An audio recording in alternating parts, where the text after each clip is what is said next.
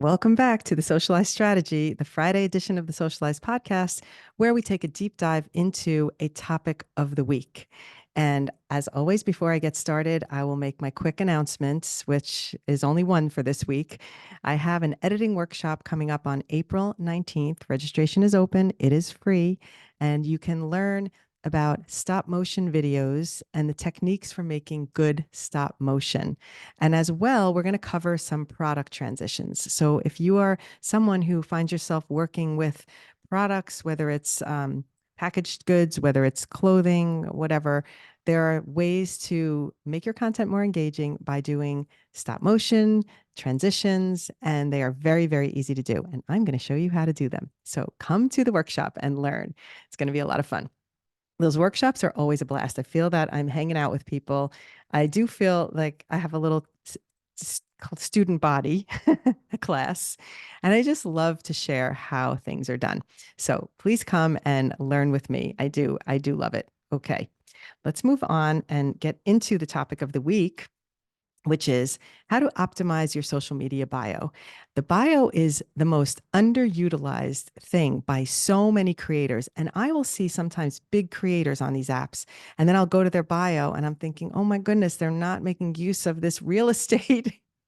And it's such a helpful thing to be able to go discover someone on an app, whatever it is, and you're seeing a video and you're intrigued. And then you can tap on their name and you could read what they're there for, what's their background, what's their mission, whatever information you would want to find out about them should be in that bio. And a lot of people just have it blank, which always makes me confused.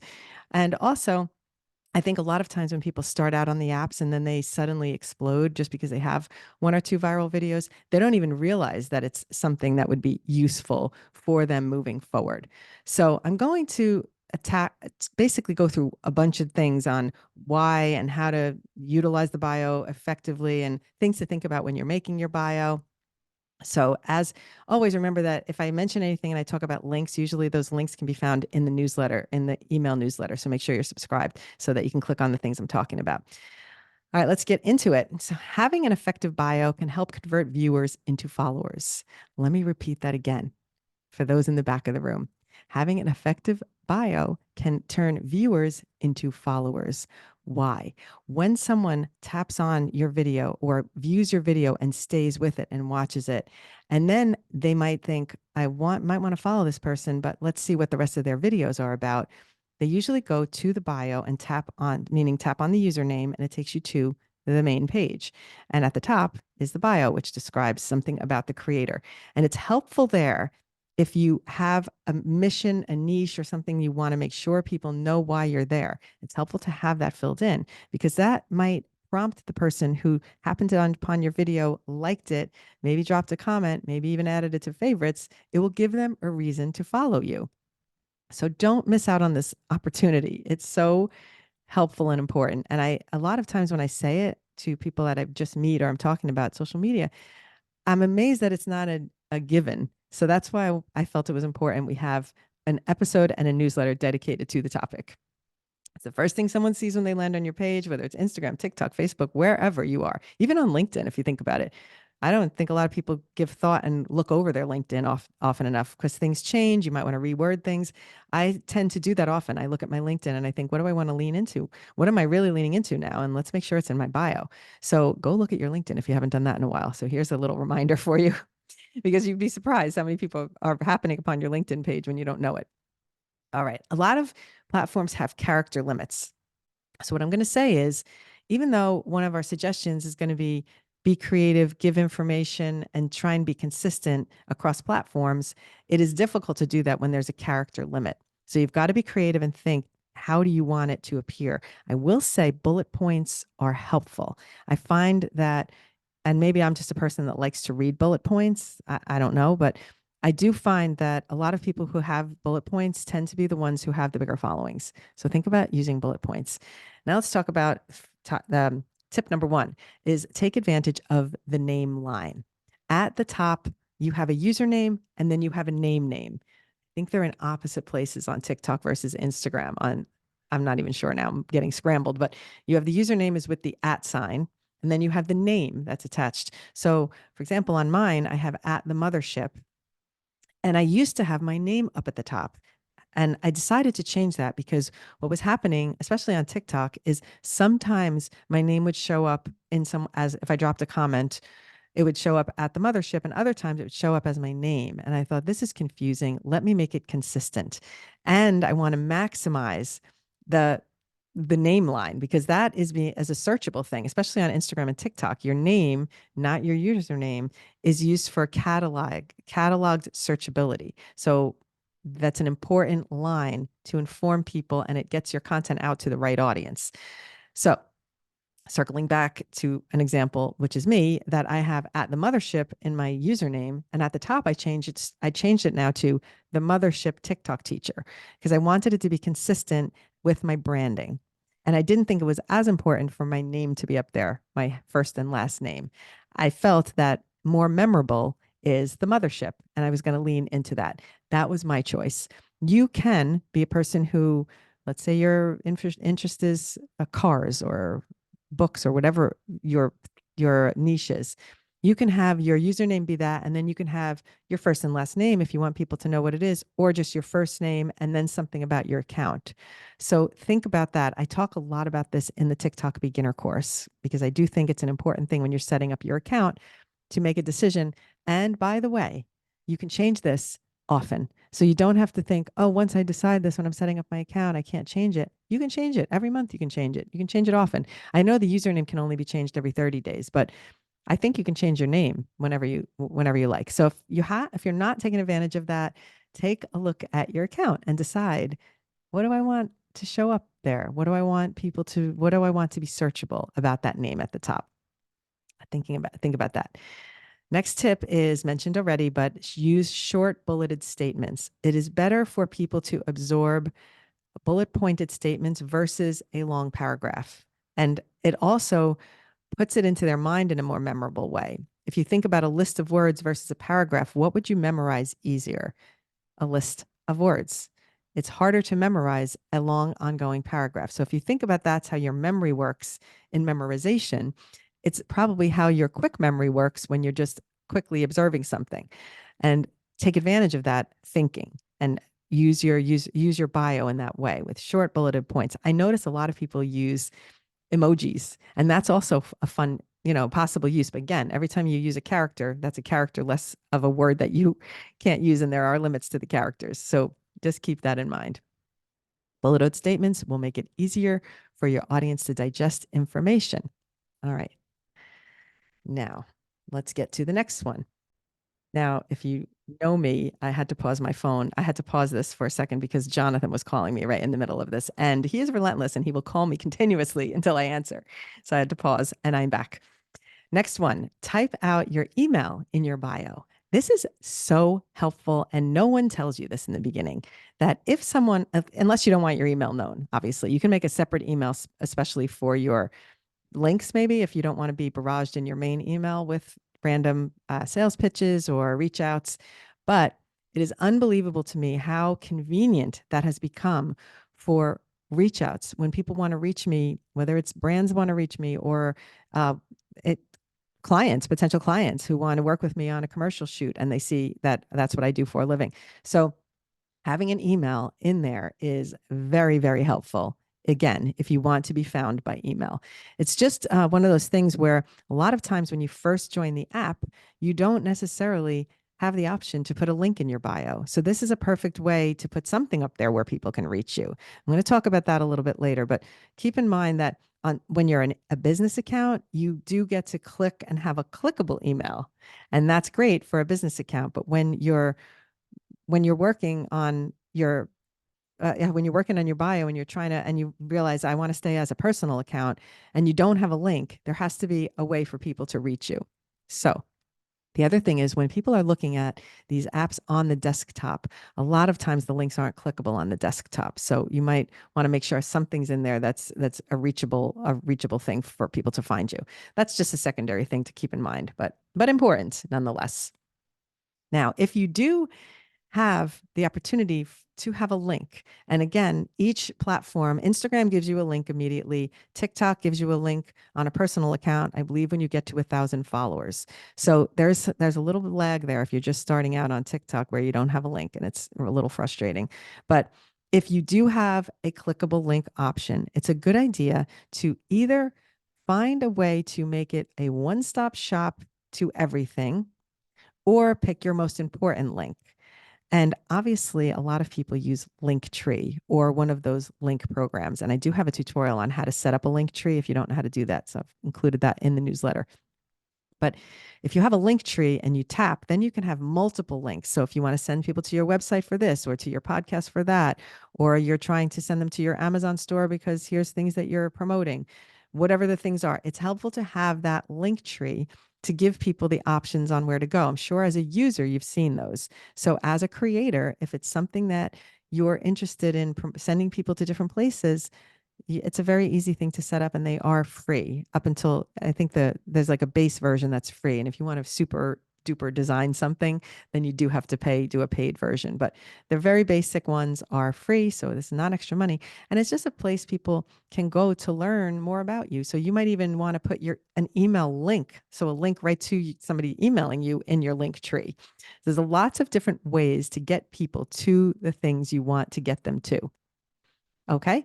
Now, let's talk about the people who don't have a clickable link option, because I know this is a frustration by a lot of people who start out and they have a small business. They're starting out, particularly on TikTok. They're starting out because, again, Instagram gives you a link right away.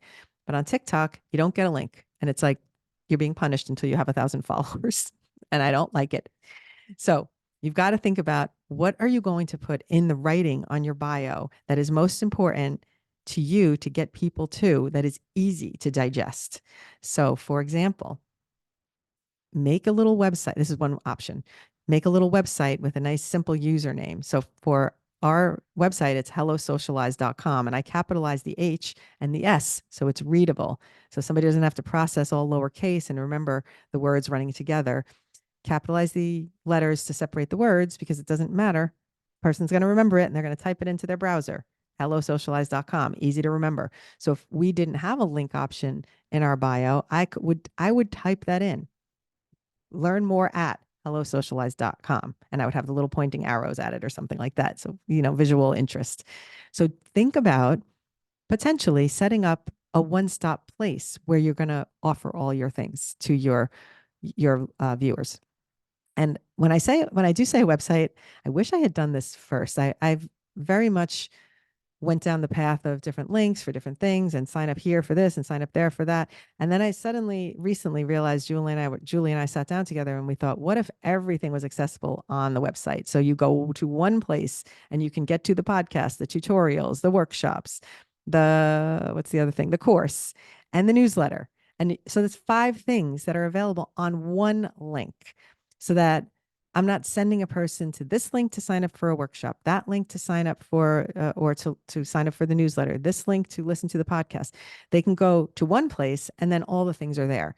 It's just a different mindset. And it really depends on what you're trying to promote the most. If you're doing promotion with your newsletter, your social media, but give that some thought, because I wish that I had maybe given some thought to that early on and always had a one-stop place, because I think then the community building would have been quicker.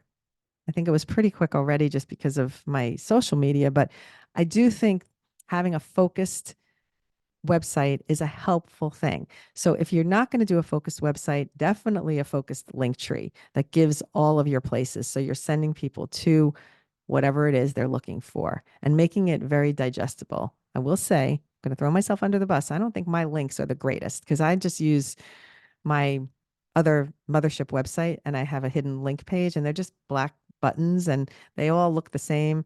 So maybe I need to take my own advice and optimize my bio. Julie has to help me with that, I think, because I have to pick a good one. Then I want to have to design it. And that my skill set is making the video content. I'm not great with graphics and making things as pretty. I wish I was more focused on that part of it, but you've got to lean into what you do best and get people to help you. That's a perfect lesson. right there is get people to help you so that you're not debilitating yourself and spending hours and hours doing something which somebody else can do in 5 minutes for you. You can get help. I guess that's funny. Speaking to that, get help if people that are trying to learn how to edit might think, I don't want to learn how to edit. It takes too long. Get help. But you can learn to edit in my editing workshops and it will come quicker to you. So don't get derailed by this idea that all because you're not good at something that you should get somebody else to do it. You can learn. And I'm sure I can sit and learn how to do graphic design. It's just that it's not my interest. And we really love to spend time on the things that interest us the most. If there's one thing I learned in business is even with your people, have them do the things that they're the most interested in because they're more likely to deliver and be successful. Little business tip. All righty. Next up, I'm really going off on a lot of tangents today, but I hope you're getting a lot of information out of this because I love to just spew, spew, spew, and just share things as they come to my brain. And so it's a little bit of squirrel when I go in this direction and then kitty cat when I go in that direction. So I've got to make sure I stay on track, which is why I have my bullet point list up here.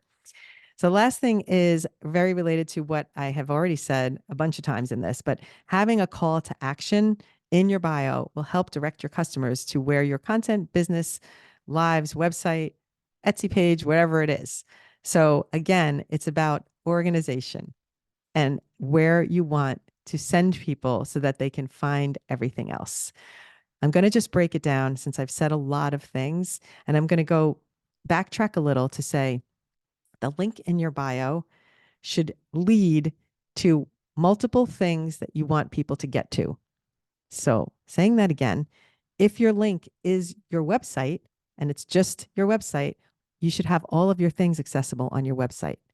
If you don't have a website, you should think about a link tree type of link so that when a person clicks, they can go to different things. And this is really important right now on TikTok because you want to have a link that takes people to another platform in case something happens with TikTok. So make sure your Instagram link is in there. So when people click, they can find you on Instagram, perhaps, if things start to get hairy. Or if you want them to find you on Facebook, or if you want them to find you on YouTube, make sure you are delivering those bullet points in your links so that people can go directly to it and it's not a lot of work for them to get to. Whew. Hopefully I learned a lot today with this one. I love talking about, I just like getting deep into the details. And sometimes that's my downfall. I get in the weeds too much when I'm presenting, but I often think the weeds are what people miss. And when people leave out those little bits of information, they're not giving you the full picture of what you should be doing. So I don't know. I like to pull the weeds. Not in my yard per se, but I do like to pull the weeds when it comes to presenting information and not leaving anything out. I'm going to answer two quick questions before we wrap up. And I don't know if these are necessarily niche questions, but I like to answer the very specific. Did I say I was going to ask questions or answer? Oh my goodness, I should play that back. But I am going to answer two questions that are very specific, but I also often think that sometimes these specific questions, a lot of people maybe have them. They just haven't really articulated them because they think they're too specific. So the first one is, how do I change the type of content I'm seeing on my For You page? This one is specifically TikTok related. The next question's actually Instagram related. But on TikTok and most of these platforms, I know that people know this to some degree, but I'm going to spell it out. If you watch a video to the end, you will likely get something very similar delivered to you a few videos later. The algorithm is constantly feeding you what you appear to be interested in. And that doesn't mean that you have to like it or comment on it. If you watch it all the way to the end, you have just told the algorithm, I love content with dogs because I just watched this dog video to the end. And I guarantee you, a few swipes later, you will get more dogs. It's just the way these algorithms work. So on top of that, if you like it, comment on it, or save it, you even more likely get more of those. If you think, oh, I'm not going to engage in this, but I'm curious, it's an airport drama, you watch it all the way. I rest assured you will get more airport drama because you watched it all the way. So the first thing to know is if you're trying to change what you're seeing and what you're being fed on your For You page, be careful of what you watch to the end. because what you watch all the way to the end is more likely, even than commenting, liking, and sharing, is more likely what you're going to get fed over and over again. All right. So process that and think, how am I going to do the opposite of that if I don't like something? So once you see a video and you don't like it, immediately you know, I'm not liking this, swipe first off. You can also on the TikTok app, you can tap and hold, I believe, and choose not interested. You can press the forwarding arrow or the three dots on the right hand side, and then you can choose not interested. So that way you can spell it out for the app. But quite honestly, and from my experience and learning, the quicker you swipe, the better chance you have at not seeing content like that again. So it's a problematic because oftentimes we don't like to watch the, slow down and look at the car accident when we're driving by, but sometimes you can't help it and you do it. And so it's a hard thing to break. And when I hear people say, "Oh, my For You page is just filled with, girls in bikinis or mean stuff or whatever," well, that's because you're watching the mean stuff to the end because you're inviting more of it. So you have to really be mindful of that swipe being quick enough. If you can, as soon as you see something, swipe. As soon as you see something, swipe. I guarantee it's going to change the view of your For You page and it's going to help you curate your own content better. Okay, next question. Let's see where the next question is. Okay, here it is. So you post a reel, you're already at 20,000 views. This person is very specific with this, and it seems to be growing. I totally get reach and awareness, but how do you make social media work for you? What does reach mean for the person or company who posted the reel, and can it be monetized? Woo, that's a whole lot of questions. I'm going to start from the back and move my way forward. Can it be monetized? If you have an account, which is a monetizable account on Instagram, which means I think you have to have met certain criteria to be invited into the monetization program. And off the top of my head, I don't remember what those qualifications are, but you need to be able to monetize. And the same thing with TikTok. If you're in the creativity beta program, you are able to monetize your content that are longer than 1 minute videos. But is this money going to pay the rent? That's a no. That's a no, because the money is very small. It's like pennies in the amount of views. So even 20,000 views, I don't even know if that's $2. That might even be like 2 cents. Hopefully it's not 2 cents, but 20 cents. I'm telling you, it's very, very low. So there was a woman on TikTok who just shared a video. I might try and find it, where she had 3 million views on a video. That is a lot of views to get on a video. And the chances of that are much more slim than 20,000 views. But doing the math, at 3,000 views, she was flipping excited because she was get up to $1,500 in her creativity beta. I'm just giving you a reference point. So I can't do the math that quickly, but if the 3 million views is paying out $1,500, what's 1 million views paying? You know what I mean? Back that up. We're talking pennies. And there's not a lot of people getting 3 million views on a video on a regular basis. That was, as she said, like a fluke. She made this video in 20 minutes at work. It's got 3 million views. She resonated with somebody. So I guess I could say this, dangle that carrot, 3 million views, you can make $1,500 on your video if you're in the program. But the chances of getting a video that has 3 million views, I can tell you, I've been posting on TikTok for 4 years and I post tutorials that go viral often. I have a total, I think I did a thing once. I have a total of 6 videos maybe that have over 1 million views. That's it. Over 4 years. It's not a lot of viral videos with big numbers like that over that period of time. I'm more likely to have videos that hit 10,000 views and 20,000 views. But if you are seeing creators that have consistently millions of views on every single piece of content, then you can kind of do the math. So run with that. And there's a piece of information that hopefully was helpful, either helpful or discouraging, not quite sure. But I'm going to leave you with that one.